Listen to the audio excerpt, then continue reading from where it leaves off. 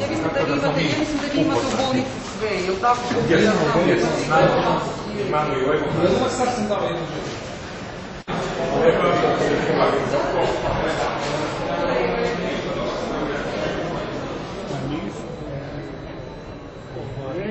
I znaš kako da znaju da sede?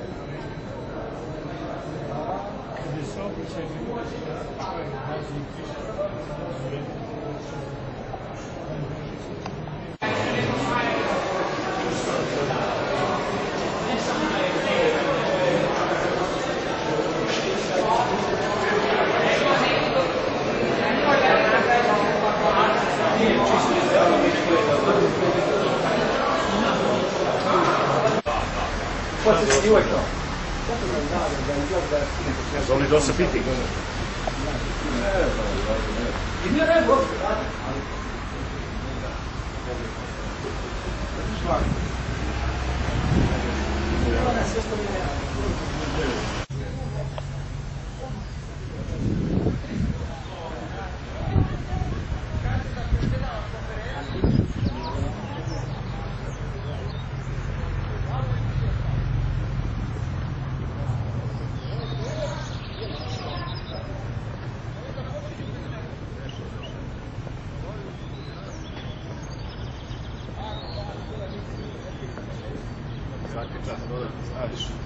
Biće na sajtu hirurške sekcije.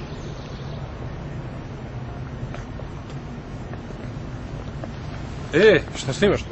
Za sajt hirurške sekcije.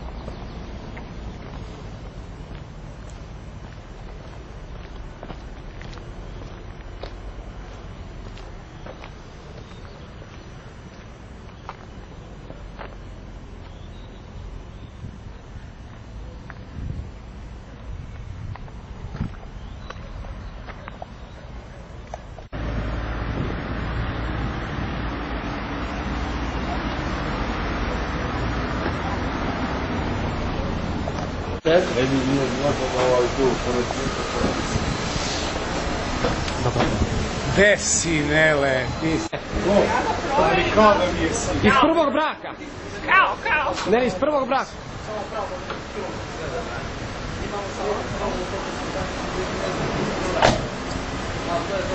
Ovaj vozač nije bitan, ajde, produži.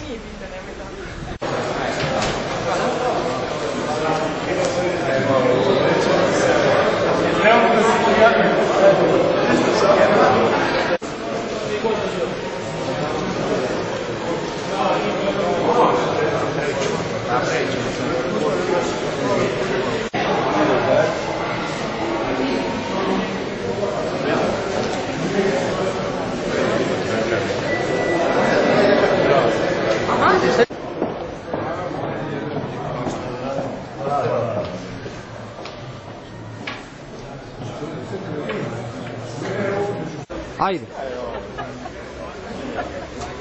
Nije smako. Da, dobro. Primi ekipu za stolom porod. Jesi li možda? Ja trebamo lepiti. Mašemo. Ajde, plebodi. Ajde.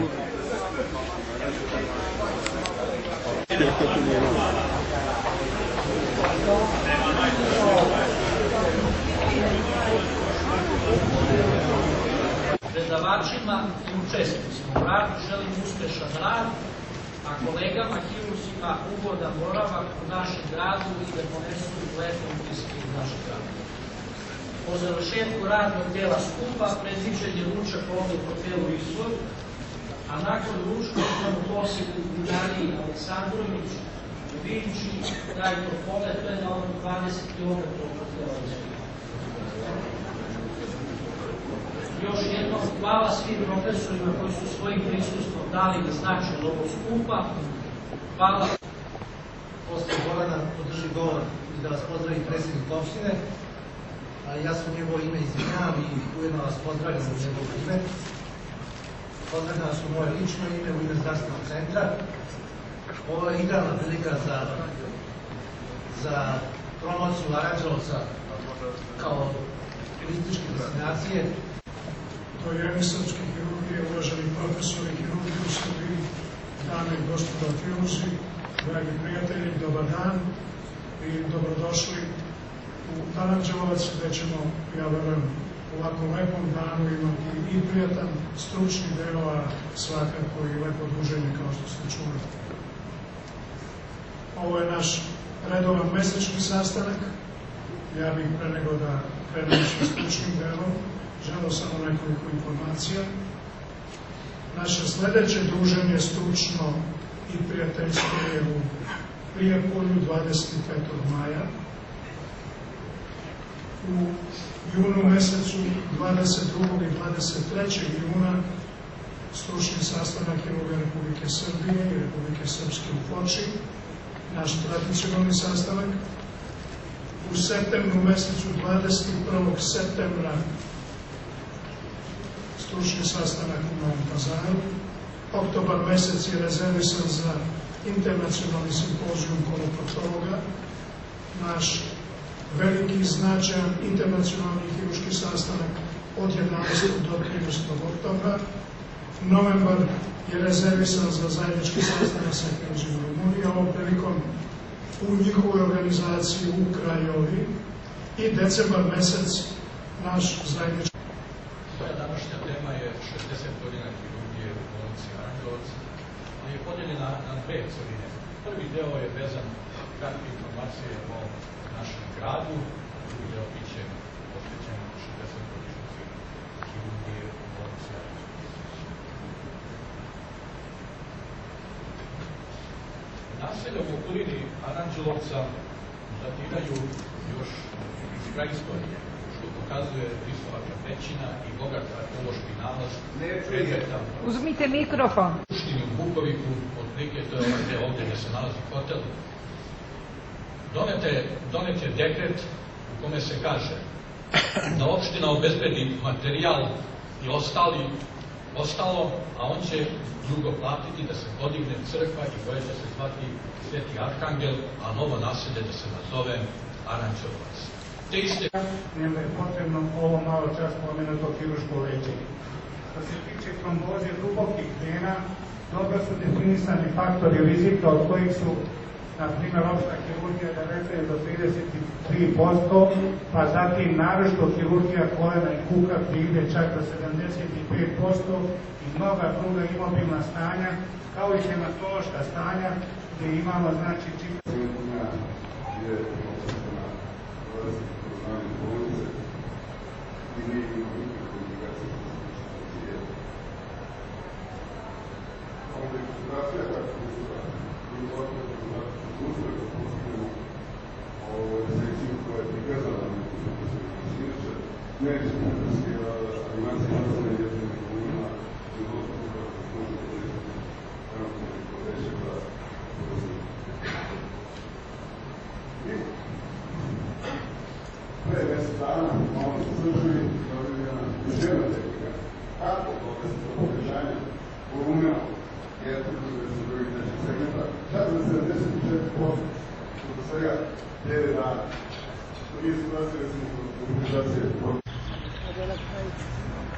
Zagađaš?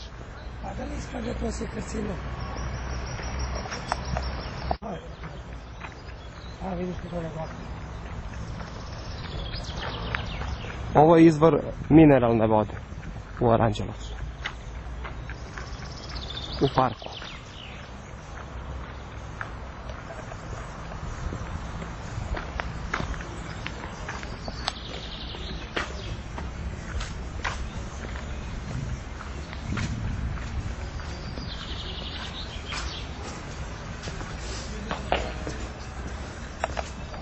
Vidi ovaj park kako. A ovdje ono mermeri zvuci.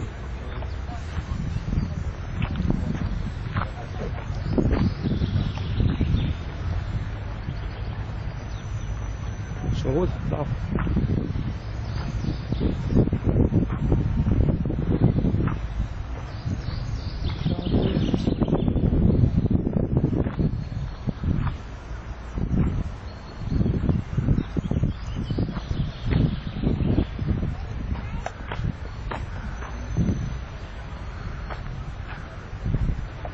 Kad će da nam dođe onaj sa busom?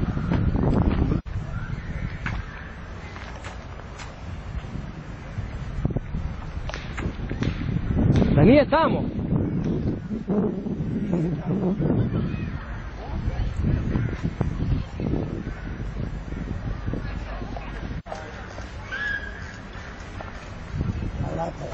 Jest. Tamo smo mi bili. Gde? Tu smo bili. A tu smo bili. Ovo je izvor kisele vode. Ovo je kisela. Sad ću ja pitamo ovu devojčicu, ali kisela tamo, da? Jeste? Da.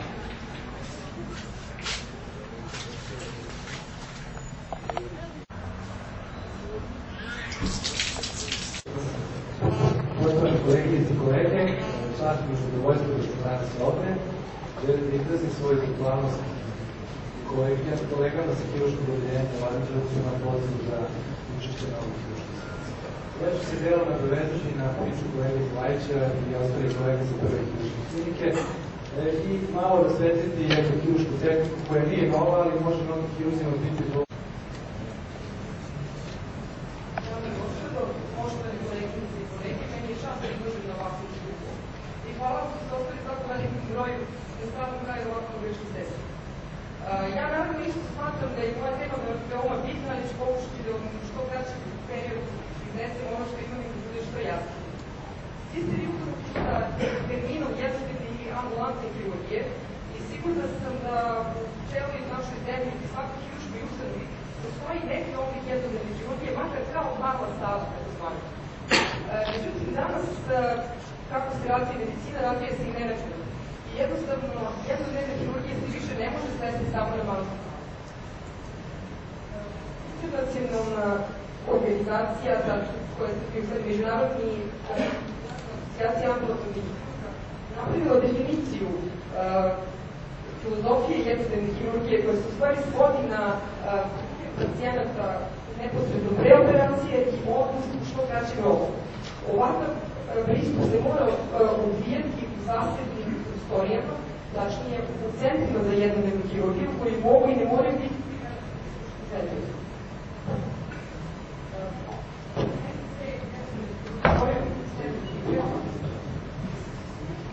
u zasebnim operacionim salama i u zasebnim jedinicama koje imaju sopstveni menadžment, ljudstvo i koje imaju prostorije za praćenje pacijenata i postoperativni tok. Kao što vidite, određena je, da ne bi bilo zabune u terminologiji, određeni su sinonimi i ponuđene su definicije od strane iste ove asocijacije i kao što vidite po ovoj tabeli, ambulantna hirurgija može varirati od one u kojoj pacijent ostaje samo nekoliko sati nakon operacije do čak nekoliko dana nakon toga, a opet se smatrati ambulantnom procedurom. I u svetu jednodnevna hirurgija, recimo u zapadnim zemljama, u Sjedinjenim Američkim Državama i u Kanadi, zauzima skoro 90% operacije. U Nemačkoj, nakon 2003. godine, kada je učinjena reevaluacija budžeta, zaključeno je da su poslovali sa mnogo gubitaka i tada su napravili reorganizaciju, te sada u Nemačkoj 80% bolnica u javnom sektoru posluju na ovaj način.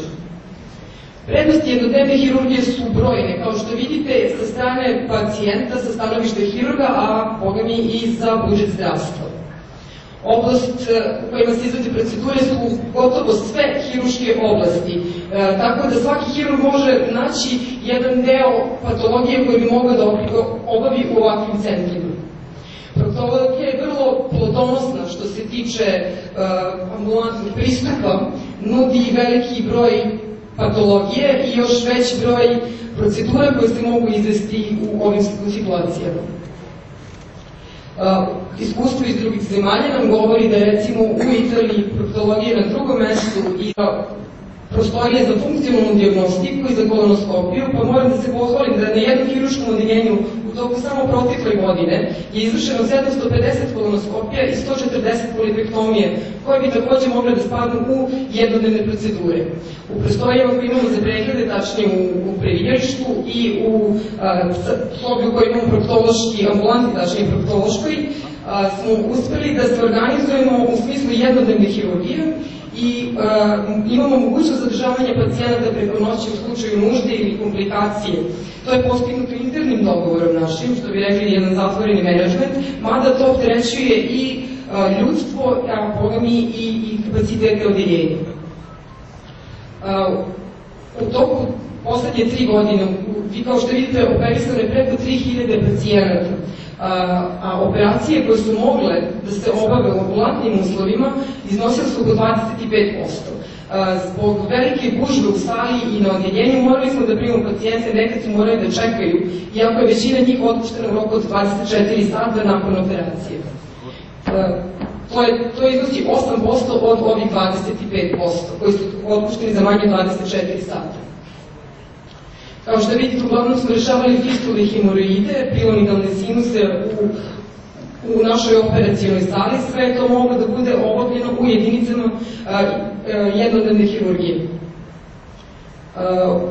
U našoj proktološkoj ambulanti uglavnom tretiramo pacijente koji imaju simptome koji bi tog trenutka mogli da budu ovlasti drenažu setonom, da bi sačuvali analne sfinktere. U zavisnosti od preferencije hirurga i iskustva može se raditi tight ili loose seton tehnika, to je zategnut ili labav seton.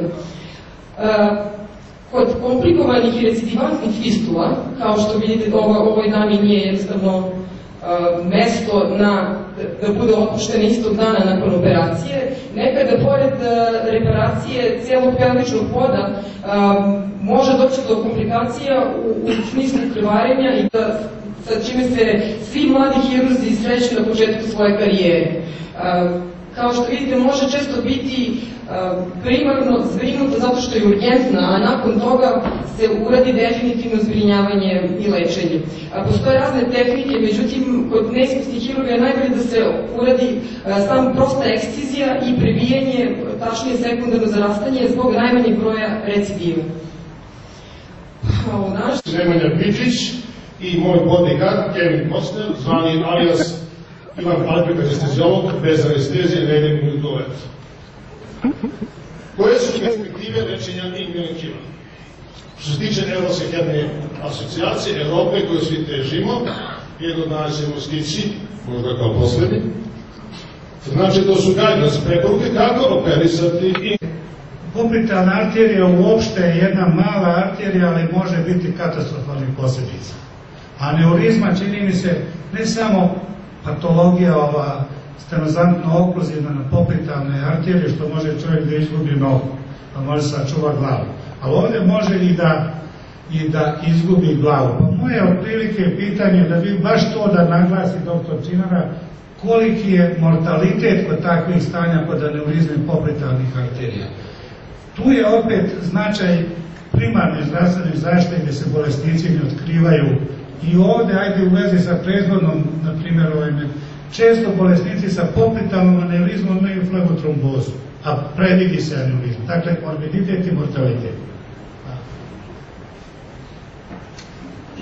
Nekako se razvojem poimanju opštene izlaska bolesti, a interesantno da je poplitalna aneurizma upravo mesto gde se praktično kristalisao stav po pitanju lečenja i postavljanja aneurizma, posle ostalih aneurizma kroz istoriju medicine i do toga da se tu nekako... Nažalost, kažem, regularni ograničavajući faktor mnogo ne može dobro da izdrži, jer su to uglavnom mladi, zdravi ljudi sa zdravim krvnim žilima gde nema kolaterala i takva promjena onda pravi veće posljedice nego kod bolesnog krvnih sudova gde ateroskleroza već načela arterije već imate razvijenu u izvesnoj meri kolateralni sistem i nekada se desi da aneurizme potkolnih arterija tromboziraju, odnosno zatkane arterije, a da ne dođe do gubitka ekstremiteta jer nema apsolutni ischemija. Kod povrede to nije tako, odmah po tom kompromitivnom glavnom magistralnom stadu dolazi do apsolutni ischemija. Imate 6 do 12 sata da reagujete. To nije jednostavna patologija i ako niste to radili, najbolje da konsultujete neko ko se time bavi i da odmah pratite bolesnika. Ako ste prinuđeni da radite, morate koristiti osnovne principe rekonstrukcije, da ekskludirate taj deo i da napravite rekonstrukciju. To nije lako, deo je nepristupačan, najbolja metoda za to u tim situacijama je eksternatomski bypass, nešto što liči na elektivni. Postavim jedno pitanje, a to bi na kraju, ja bih nekoliko komentara. Nije u pravu kad kaže da je bol isti kod hemorida i kod kile, daleko je veći kod hemorida i sve ove metode posljednjih godina, ja nisam imao ni jednu ni drugu, hvala Bogu, operaciju, ali analizom se ustanovilo da je bol kod hemorida u stvari dosta veliki i on se približava jednom bolu bubrežne kolike i zaista sve metode koje su u današnje vreme rađene, rade se zbog toga da se prevaziđe bol. Ako vi vidite, na primjer, mi smo počeli sa otvorenom hemoridektomijom i danas radimo otvorenu hemoridektomiju i on je zaista napravio jedan izvanredan overview, meta-analize i na kraju krajeva mi moramo se služiti meta-analizama, a ne šta mi lično mislimo i šta mi lično preferiramo. Prvo je od